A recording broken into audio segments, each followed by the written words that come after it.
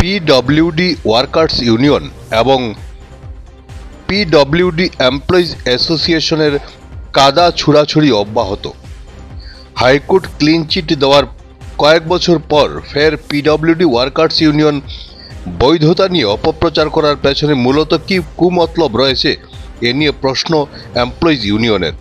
সম্প্রতি PWD employees অ্যাসোসিয়েশনকে অবৈধ বলে জনসমক্ষে অভিযোগ উত্থাপন করেন ওয়ার্কার্স ইউনিয়নের কর্মকর্তারা। এ নিয়ে এক সাংবাদিক সম্মেলনে পাল্টা তুপ দাগেন অ্যাসোসিয়েশনের মুখ্য উপদেষ্টা পার্থ দে। শুনুন তিনি কি বললেন। Bureau report, Barak vision. আজকে বিশেষ করে পিডব্লিউডি এমপ্লয়িজ অ্যাসোসিয়েশন, একটা পুরানা অ্যাসোসিয়েশন, গড়কাপ্তানি শ্রমিক সংঘ যেটা, সেটাও পুরানা।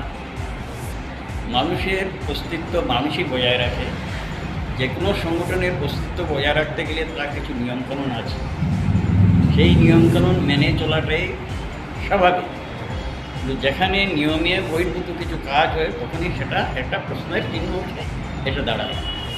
এটা আজকের ব্যাপার না, আজকে প্রায় 2 দশক থেকেই এই শ্রমিক গড়কাপ্তানি যেটা, এটা প্র্যাকটিক্যালি হয়েছিল those employee who are daily earner. এক কথায় যারা নো ওয়ার্ক নো পে, সেটাই ছিল তাদের সেই সংস্থার এমপ্লয়িদের মানে স্ট্যান্ডার্ড। তাদের উন্নয়নে একটা সংস্থা হয়েছিল ওলার সঙ্গে, সেটা ভালো কথা, সেটা আমরাও মেনে নিয়েছিলাম। যখনই দেখা গেল প্রত্যেকটা একটা জুরিডিকশন আছে, যেমন ধরুন ইঞ্জিনিয়ারিং অ্যাসোসিয়েশনে আমরা সাধারণ করণিক একজন বা যে কোনো একটা common employee who is not the engineer, say engineering অ্যাসোসিয়েশনের মেম্বার হতে পারে না, সেটাই স্বাভাবিক নিয়ম।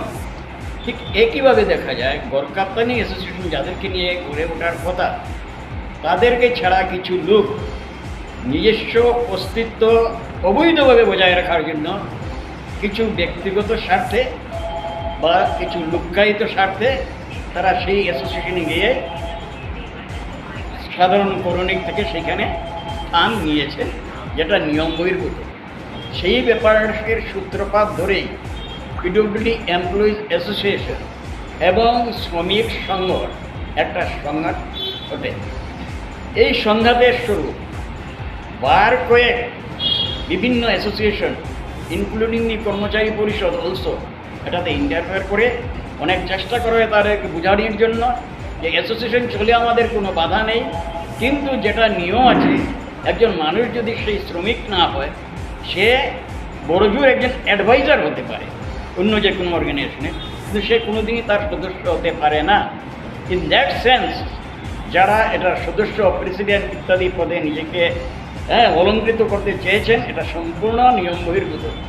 সেইভাবে কেসটা গড়াতে গড়াতে ডিপার্টমেন্টের ঊর্ধ্বতন কর্তৃপক্ষে যায়, ঊর্ধ্বতন কর্তৃপক্ষ থেকে অনারেবল হাইকোর্টে সেটা আশ্রয় পায়।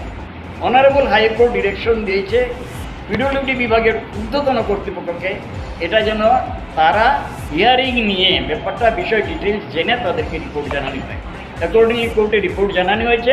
আলটিমেটলি দি অনারেবল কোর্ট সেই কেসটাকে, অর্থাৎ যারা কেস দিয়েছিল শ্রমিক সংগঠন নিয়ে, তাদের কথা ছিল যে আমরা শ্রমিক না হলেও, আমরা ক্যাজুয়াল এমপ্লয়ি না হলেও, ডেইলি আর্নার না হলেও আমরা করণিক হলেও সেটাতে থাকতে পারি, সেটা সম্পূর্ণ ভুল এবং কোর্ট সেটাকে ডিসপোজ অফ করে দিয়েছে। সেটা নিয়ে আর কোনো প্রশ্নই উঠে না এবং সেটা নিয়ে আলাপ করবো আমার মধ্যে সঠিক প্রশ্নই নাই এবং আলাপ করবো ঠিক না। হাওয়ার এখানে যেহেতু দেখা দিয়েছে বেশ কিছুদিন আগে যে আবার পুনরায় সেটা নিয়ে একটা বিস্তর একটা এমপ্লয়ির ভিতরে একটা দ্বিধাগ্রস্ত সৃষ্টি করেছে, এমপ্লয়িদের মধ্যে বিভিন্নভাবে প্রতারণার সৃষ্টি করা হচ্ছে। সুতরাং এটা পরিষ্কার যে যে অ্যাসোসিয়েশনটা রিকগনাইজড হিসাবে তাদেরকে রিকগনিশন করে না, অর্থাৎ যারা এটা পদ অলঙ্কৃত করে এখন বর্তমানে বলছেন তারা এখনও আছেন, তারা থাকতে পারেন না, এটা পরিষ্কার জিনিস। এবং পিডব্লিউডি এমপ্লয়িজ অ্যাসোসিয়েশন একটা পুরানা অ্যাসোসিয়েশন, তাদের অ্যাক্টিভিটিস আছে এবং কর্মচারী পরিষদে তাদেরকে রিকগনিশন দিয়েছে, সেটা কেউ না করতে পারবে না। আমার কথা হলো শ্রমিকদের এই যে শ্রমিক সংগঠন যারা আছে তারা যদি থাকে, তাহলে অন্তত তাদের যে জুরিসডিকশন, সেই জুরিসডিকশন নিয়ে তাদের চলা উচিত। তার বাইরে কেউ ইন্টারফেয়ার করা মোটেই সমীচীন নয়, সেটা এমপ্লয়ির স্বার্থের পরিপন্থী। সুতরাং সেটা অচিরেই বন্ধু, সেটাই হলো আমাদের আজকের দিনে বিশেষ করে আমাদের আবেদন আপনাদের সাংবাদিক ভাই